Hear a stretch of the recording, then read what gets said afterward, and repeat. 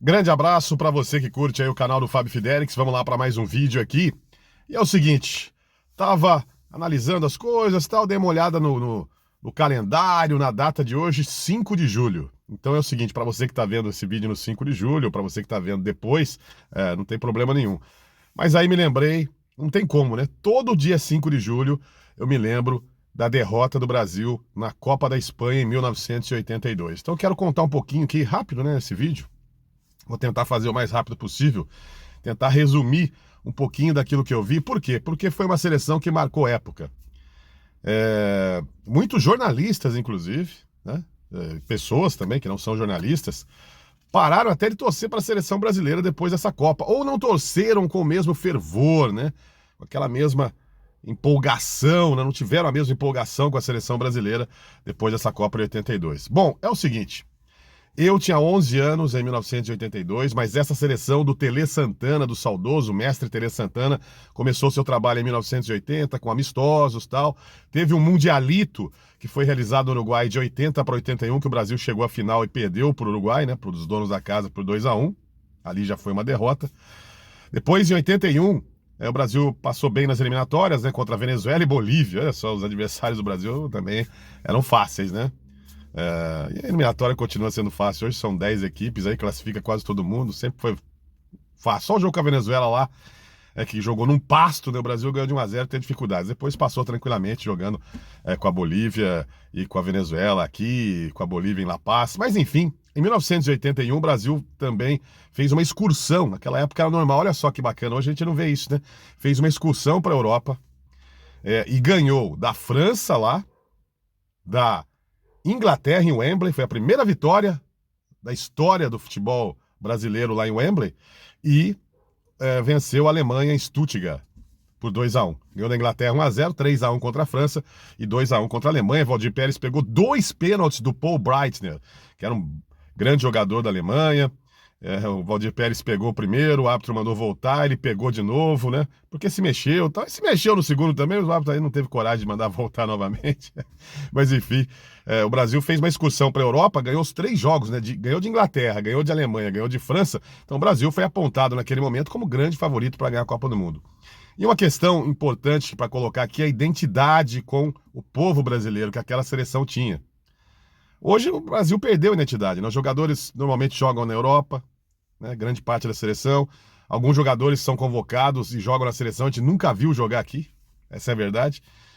E aquela seleção, se você me perguntar das seleções que venceram Copa, né, mais recentemente, né, 94 e a seleção de 2002, eu não vou me lembrar, assim, com facilidade da escalação, mas de 82 eu não esqueço, né? Valdir Pérez, Leandro, Oscar, Luizinho Júnior, Cerezo, Falcão, Sócrates, Zico, Serginho e Éder. Então, não sai da cabeça. Então, praticamente todo mundo, né, dessa seleção titular jogava no país. E o Falcão apenas que jogava na Roma, na Itália. Era o rei de Roma, né? Falcão. E o Dirceu, que era reserva também, e que atuou no primeiro jogo do Brasil nessa Copa da Espanha, atuavam fora do Brasil. O resto, todos os jogadores do Corinthians, jogadores do São Paulo, jogadores do Flamengo, né? Tinha uma boa base do Flamengo ali, né? Com o Zico, com o Leandro e com o Júnior. Jogadores do Atlético Mineiro, como o Éder Aleixo, né? E o Toninho Cerezo. Então, era uma seleção brasileira, realmente. Uma época muito gostosa de se viver. Não sei, né? Eu tinha 11 anos nessa época, né? Em 82. Uma época em termos culturais, musicais, né? Música brasileira ali, estava começando aquela fase do pop internacional, o pop nacional também, a Blitz estava fazendo sucesso em 82, como Você Não Soube Me Amar, para você ter uma ideia, era um sucesso na época. O álbum Thriller do Michael Jackson foi lançado em 1982. Nem pensar na tecnologia que a gente tem hoje, né? Não dá nem para comparar, imagine 82, cara. Tudo que você tem hoje de tecnologia, mas tinha qualidade, né, nas coisas. O videocassete estava chegando ao Brasil, quase ninguém tinha. A televisão em cores também, quase ninguém, poucas pessoas tinham, né, em 1982. Eu ainda tinha o privilégio aqui de assistir na televisão em cores, né, a Copa de 82. Teve uma coisa também com relação à televisão, né, foi pela primeira vez tivemos uma transmissão exclusiva. ali parece que foi um ensaio, né, para o que aconteceria depois, nas outras décadas, né? Porque em 1982 só a Globo fez a Copa do Mundo. A TV Cultura, ela tinha o direito, mas de retransmitir, né, os jogos que a Globo fazia. Era a mesma transmissão da Globo, só no intervalo tinha a equipe da Cultura que analisava os jogos, tal, na TV Cultura, né? Canal 2, São Paulo, aquela coisa, você lembra disso? Canal 5, Rede Globo, Canal 13, Band, mas só a Globo fez essa Copa. E aí não vou entrar na questão por que fez, por que não fez, por que foi exclusividade da Globo ou não, né? Isso aí pode ficar para um outro vídeo e tal. Mas enfim, só a Globo transmitindo. E uma festa incrível, né? Um clima, né? Um clima de alegria no país em 1982, né? Parecia tudo maravilhoso, tudo espetacular. Hoje, o Brasil tá jogando às vezes, né? Eu pego aí as últimas Copas, vou citar 94, que o Brasil até ganhou a Copa do Mundo, né? Foi tetracampeão. Eu me lembro, em 94 tinha gente que tava... O Brasil tava jogando, a pessoa tava na rua batendo bola, jogando bola. Tão desinteressante que estavam os jogos. 82 não. Você não via uma pessoa na rua. Era um clima de festa, um clima de já ganhou também, que foi muito perigoso e acabou, né? Talvez prejudicando a seleção brasileira, pode ser um dos motivos pela derrota. Me lembro da estreia contra a União Soviética, teve aquele frango do Valdir Pérez, né, no primeiro tempo, um chute do jogador Bal da União Soviética, o Valdir Pérez falhou feio, né? E o Brasil saiu perdendo, aí foi aquela coisa, 1-0 no intervalo. E no finalzinho o Brasil acabou virando, né, com um golaço do Sócrates de fora da área. Aquele gol do Éder também, um chute maravilhoso do Éder, também de fora da área, na entrada da área ali também. O Brasil virou no final 2-1. Teve ali alguns lances duvidosos de pênalti a favor da União Soviética que não foram marcados pelo árbitro e tal. Mas enfim, no segundo tempo o Brasil jogou muito bem. No primeiro tempo não foi legal, entrou o Dirceu, né, como titular. O Dirceu, que era da Copa de 78, ainda depois no segundo tempo entrou o Paulo Isidoro, o Brasil melhorou. E, enfim, apresentou ali já um bom futebol, mas ainda não dava para cravar, né, que o Brasil seria o grande favorito. Mas a partir dali, meu amigo, a partir do segundo jogo contra a Escócia, que o Brasil sai perdendo também num gol do Narey, de fora da área, o Brasil vira para 4-1. Tem um gol do Éder antológico, né, que ele encobre o goleiro da Escócia. Nossa, um gol por cobertura, uma coisa maravilhosa. Aliás, o Brasil marcou 15 gols naquela Copa em apenas 5 jogos, né? O Brasil não chegou à semifinal, parou no quinto jogo contra a Itália. Os 15 gols foram bonitos, não teve gol feio. E é a seleção brasileira mais lembrada, como eu já disse no início do vídeo, é mais lembrada do que as seleções que ganharam Copas.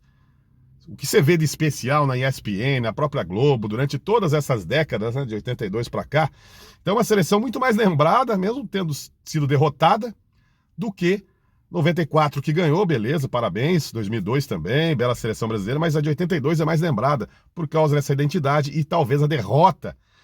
Parece que ganhar era normal, a derrota fez com que aquela seleção ficasse marcada para todo sempre, né?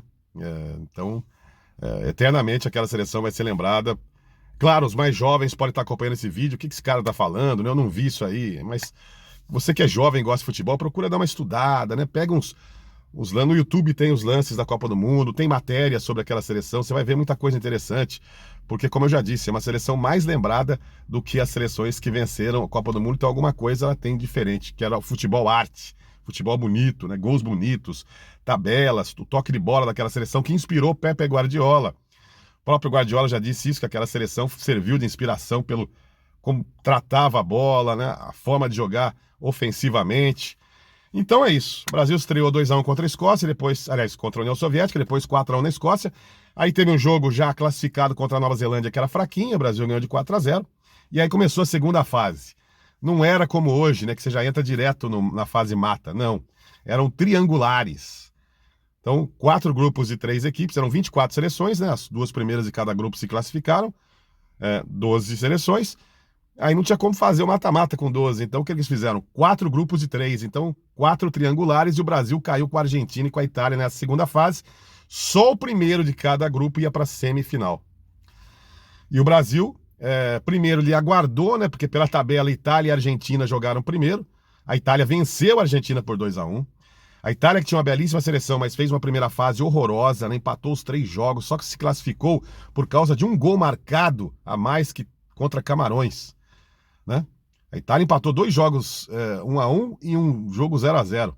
E por ter feito um gol a mais que o Camarões, acabou no número de gols marcados conseguindo a vaga para a próxima fase. Então a Itália chegou, jogadores, técnico, brigados com a imprensa italiana, né? Não davam entrevistas para TV italiana, um monte de coisa, de escândalos, né, de boatos, de coisas acontecendo, confusão na Itália. Aí nessa partida, segunda fase, a Itália engrenou. Venceu a Argentina por 2-1, como eu disse. Aí o Brasil enfrentou a Argentina e fez um grande jogo, ganhou de 3-1. E aí por ter vencido 3-1 e a Itália venceu a Argentina por 2-1, Brasil e Itália se enfrentaram numa segunda-feira, dia 5 de julho de 1982, e o Brasil tendo ainda a vantagem de empatar o jogo para passar a próxima fase. E ninguém acreditava, praticamente, que no Brasil quase ninguém, né, duvidava da força, duvidava da seleção. Praticamente todo mundo acreditava no título. É aquela festa, aquele carnaval, e a televisão, a mídia ajuda também. Eu era criança na época, mas era aquele clima de já ganhou nas ruas, né? Todo mundo, vamos esperar só a final para comemorar o título da seleção brasileira. E aí, eis que nesta segunda-feira, dia 5 de julho de 1982, o Brasil entra em campo. O jogo começou meio-dia e 15, horário de Brasília, no estádio Sarriá, em Barcelona, que era o estádio do Espanhol. Esse estádio não existe mais, né? O Espanhol teve dificuldades financeiras, vendeu o estádio, depois construiu um novo estádio, e o estádio foi implodido, inclusive, esse estádio Sarriá, do Espanhol em Barcelona, e hoje eu não me lembro não sei se foi feito lá um condomínio, alguma coisa foi feita ali, uma praça, um condomínio, mas não tem mais o estádio Sarriá. E aí, meu amigo, começa Brasil e Itália, né? Todo mundo achava que a vitória contra a Argentina, né? A Argentina era o adversário mais difícil, atual campeã mundial, né? A Argentina venceu a Copa de 78, tal, com aquelas polêmicas do Peru, né? Que todo mundo sabe aí na história. Peru e Argentina 6-0, mas enfim, era a atual campeã mundial, com Maradona, que foi expulso contra o Brasil, perdeu a cabeça, né? Depois estava 3-0, deu um coice no jogador Batista da seleção brasileira e acabou sendo expulso já no finalzinho da partida. O Brasil já estava ganhando de 3-0, depois a Argentina diminuiu, mas mesmo assim o Brasil teve a vantagem contra a Itália. E aí no dia 5 de julho de 1982, Brasil e Itália. E como o Brasil, em 2 partidas desta Copa, ele já saiu perdendo e depois virou, a Itália fez o gol, há 5 minutos, com o Paulo Rossi, que não tinha feito nenhum gol na Copa. Era um excelente jogador, jogou muita bola na Copa de 78, mas não estava bem nessa Copa, como toda a seleção da Itália. Mas aí o Paulo Rossi faz o primeiro gol, falha da defesa brasileira, mas méritos do Paulo Rossi também. A Itália tinha grandes jogadores como o Scirea, que era um baita líbero, tinha o Cabrini, tinha o Bruno Conte, tinha Antonioni, o próprio Paulo Rossi, tinha o Dino Zoff, né, um goleiro de 40 anos, se não me falha a memória, tinha 40 anos na época, encerrou a sua carreira depois dessa Copa, um goleiro já, né, veterano, que pegou muito durante a Copa do Mundo. E aí o Brasil rapidamente empata, porque aos 5 minutos o Paulo Rossi faz o gol e o Sócrates aos 11 minutos empata o jogo. Uma linda jogada do Zico, né, um drible sobre o Gentili, que foi um carrasco ali marcando o Maradona, marcou Maradona no jogo com a Argentina e marcou o Zico, um carrapato ali em cima do Zico. O Zico fez um giro, uma jogada espetacular, lançou o Sócrates, que invadiu a área e chutou no canto do Zoff, né? Entre o Zoff e a trave, empatou o jogo 1-1. E aí normal, festa total. E as comemorações também eram muito legais, né, em 1982. Como eu disse, ninguém ficava na rua, muitos fogos, né, que hoje até, depois de todo esse tempo, a gente vê que não é uma coisa bacana, né, essa questão de fogos e tal. Os pets, né, sofrem muito com os fogos, mas naquela época ninguém pensava nisso, né? 1982, meu amigo, então, aquele festival de fogos. O Brasil empata o jogo, tranquilo, dominando a partida, tava para virar o jogo, e aí acontece aquele lance histórico, né, do Valdir Pérez lança na direita o Leandro toca pro Cerezo, o Cerezo atravessa uma bola na frente da área, e aí o Brasil dormiu no ponto, Paulo Rossi fez perto, apanhou a bola e marcou o segundo gol da seleção italiana. Ali deu para sentir que alguma coisa diferente estava acontecendo, né? Porque é o primeiro jogo que o Brasil sofria 2 gols, né, na partida. Contra a União Soviética, tomou um gol, virou 2-1. Contra a Escócia, tomou um gol, virou para 4-1. Contra a Nova Zelândia não tomou gol, contra a Argentina tomou um gol, quando já estava 3-0 para o Brasil. Mas ali 2-1 para a Itália, e o jogo vai para o intervalo e já começou aquela coisa, ai, né? O que está acontecendo?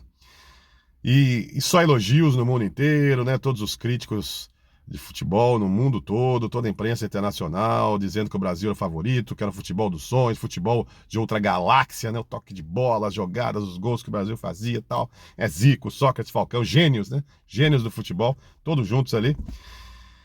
Algumas coisas não foram legais nessa seleção, como o Valdir Pérez, né, que era um excelente goleiro, mas acho que o Leão deveria ter sido, pela experiência, né? O Leão já tinha 3 Copas, né? 70 como reserva, 74, 78 como titular da seleção. Mas o Tele não se dava com o Leão, aquela coisa toda, acabou não levando.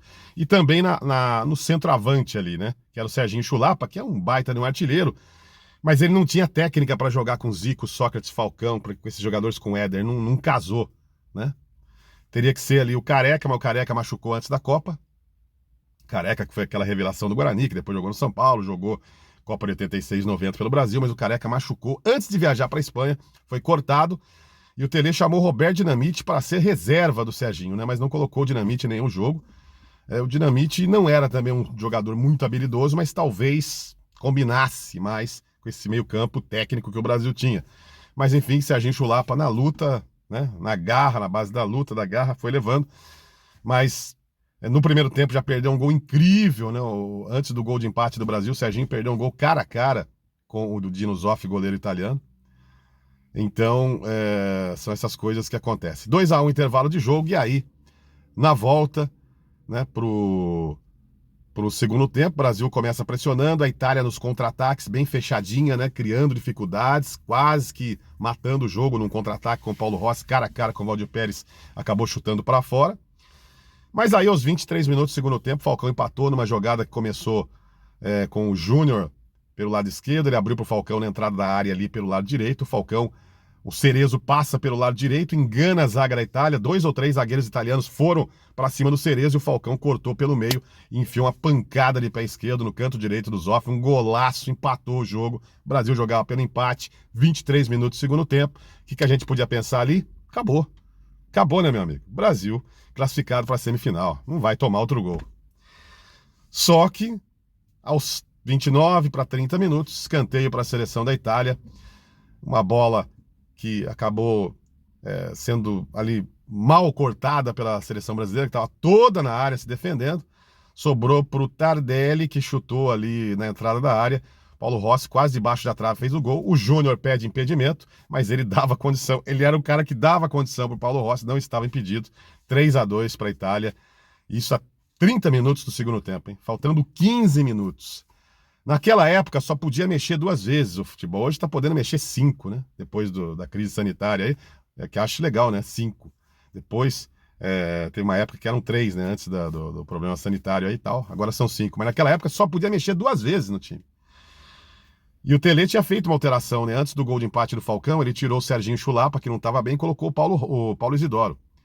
E ele podia alterar mais uma vez. E faltavam 15 minutos para acabar o jogo. E o Tele, que foi um técnico fantástico, que treinava muitos fundamentos, que gostava que o jogador, né, soubesse cruzar, soubesse passar, treinava muito isso, chute a gol, né, o toque de bola. O Tele sempre pensou nos fundamentos, mas taticamente, leitura de jogo, o Tele nunca foi espetacular.